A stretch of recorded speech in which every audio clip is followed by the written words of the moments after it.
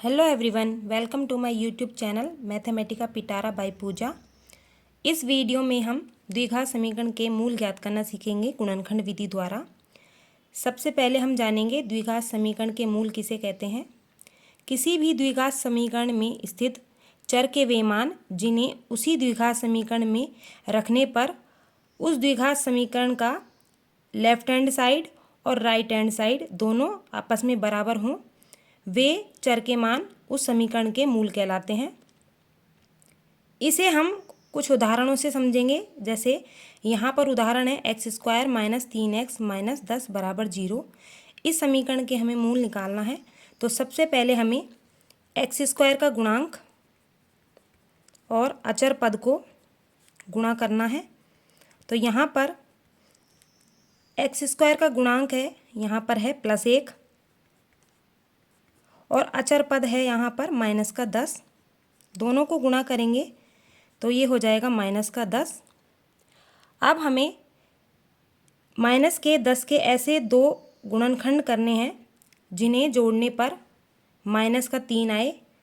तो -10 के दो गुणनखंड होते हैं -5 और +2।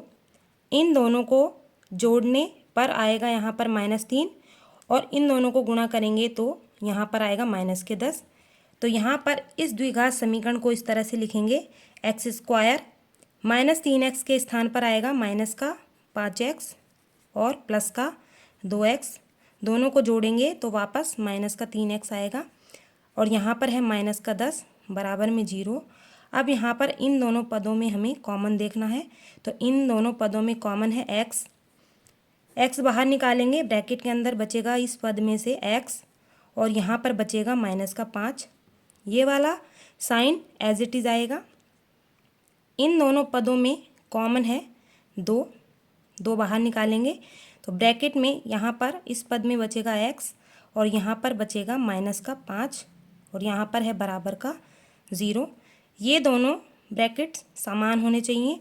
अब यहाँ पर इस पद में और इस पद में दोनों में कॉमन निकालेंगे। तो यहाँ पर ये ब्रैकेट कॉमन है, इसे बाहर निकालेंगे तो ब्रैकेट के अंदर इस पद में से बचेगा x और यहाँ इस पद में से बचेगा +2 बराबर 0। यहाँ पर इन दोनों पदों का गुणनफल है 0 के बराबर। तो या तो ये वाला पद 0 के बराबर होगा या फिर ये वाला पद 0 के बराबर होगा। यहाँ से हम x के मान निकालेंगे तो यहाँ पर -5 बराबर के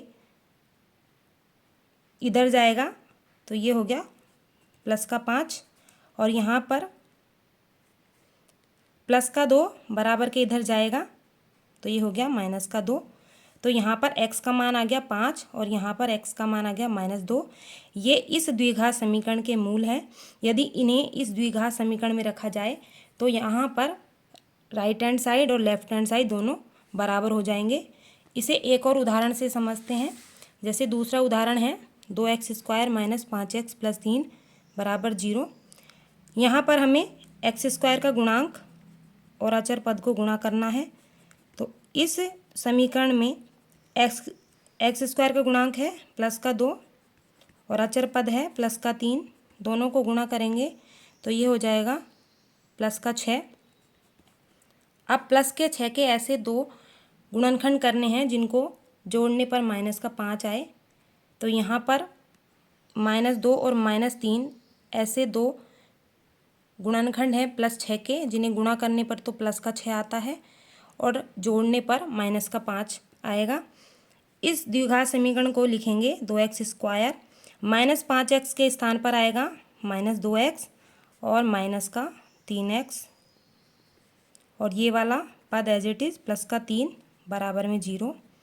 इन दोनों पदों में हमें कॉमन देखना है। तो यहाँ पर इन दोनों पदों में कॉमन है 2x बाहर निकलेगा, ब्रैकेट के अंदर इस पद में बचेगा एक x बचेगा और इस पद में बचेगा 1 और ये सिंबल एज इट इज़, यहाँ पर ये सिंबल एज इट इज़ आएगा। इन दोनों पदों में भी हमें कॉमन देखना है। तो यहाँ पर 3 कॉमन आएगा तो इस पद में बचेगा x और इस पद में बचेगा -1 बराबर में 0। अब यहाँ पर ये दोनों पदों में कॉमन देखना है हमें। तो यहाँ पर x माइनस एक कॉमन है, ये वाला ब्रैकेट बाहर निकलेगा। ब्रैकेट के अंदर बचेगा इधर 2x और इधर बचेगा -3 बराबर में 0। इन दोनों पदों का गुणनफल 0 के बराबर है, इसलिए या तो ये वाला पद 0 के बराबर होगा या फिर ये वाला पद 0 के बराबर होगा। यहाँ पर x का मान निकालना है हमें, तो -1 बराबर के इधर जाएगा तो ये हो जाएगा +1। और यहाँ पर 2x पहले -3 इधर भेजेंगे तो ये हो जाएगा +3। अब हमें x का मान निकालना है, x से गुणा में है 2, 2 को हटाएंगे तो ये भाग में जाएगा। तो यहाँ पर x का मान हो गया 3/2। तो यहाँ पर इस द्विघात समीकरण के दो मूल होंगे, x बराबर +1 और x बराबर 3/2। इन्हें इस द्विघात समीकरण में अगर रखा जाए तो इस द्विघात समीकरण के बायां पक्ष और दायां पक्ष दोनों आपस में बराबर हो जाएंगे। यदि वीडियो अच्छी लगी हो तो लाइक करें, शेयर करें और चैनल को सब्सक्राइब करें। Thank you.